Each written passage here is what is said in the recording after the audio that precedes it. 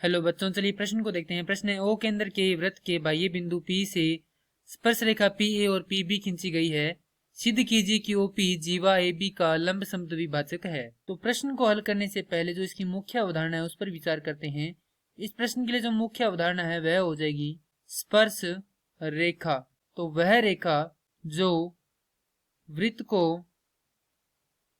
एक ही बिंदु पर स्पर्श करे तथा त्रिज्या के साथ 90 डिग्री का कोण बनाए स्पर्श रेखा कहलाती है। इसके लिए महत्वपूर्ण पंक्ति यह है कि एक ही बिंदु से खींची गई दो स्पर्श रेखा बराबर होती है यदि वे एक ही वृत्त पर खींची जाए।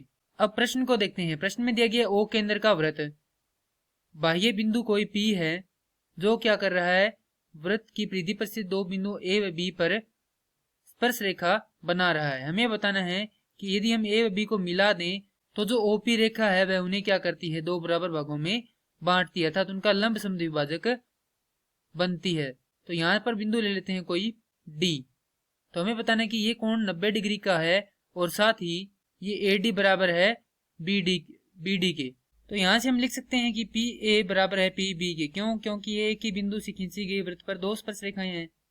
तो यहाँ से लिखेंगे PA बराबर PB। अब एक बार हम AB को हटाकर देखें तो यहाँ पर ये दोनों कोण कितने डिग्री के होंगे, 90 डिग्री के होंगे, क्योंकि स्पर्श रेखा व त्रिज्या के मध्य के कोण है।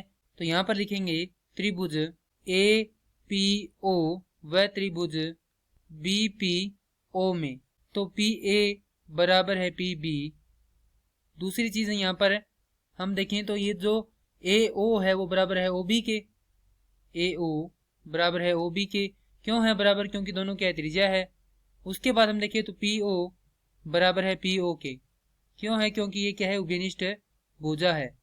तो यहां से हमने देखा है कि भुजा भुजा भुजा कसौटी से त्रिभुज APO सर्वांग सम त्रिभुज BPO के।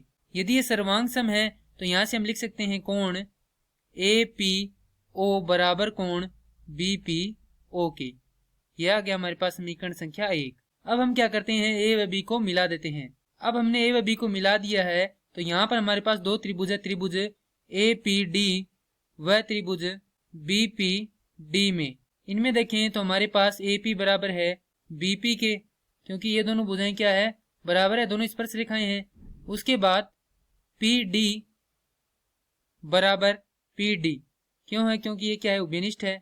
उसके बाद ये कोण और ये कोण अर्थात BPD बराबर है कोण APD के। किसके द्वारा? समीकरण 1 के द्वारा। तो यहां से हम लिख सकते हैं त्रिभुज APD सर्वांग सम त्रिभुज BPD के। तो यदि ये सर्वांग सम है तो यहां से लिख सकते हैं AD बराबर है DB के। चूंकि यहाँ पर AB एक रेखा और इसे PO काट रहा है, वो भी दो भागों में, तो यहाँ पर ये जो दोनों कोण है वो कितने के होंगे, 90 डिग्री के होंगे, क्योंकि ये कोण और ये कोण क्या है, आपस में बराबर हैं। और प्रश्न में हमें सिद्ध करना था कि OP जीवा AB का लंब समद्विभाजक है। तो यहाँ पर जीवा है AB और OP उसे क्या करिए, दो बराबर भागों में बांट रही है। तो यहाँ से ये हमें सिद्ध करना था। तो इति सिद्धम। मैं आशा करता हूँ कि यह प्रश्न आपको समझ में आया होगा। धन्यवाद।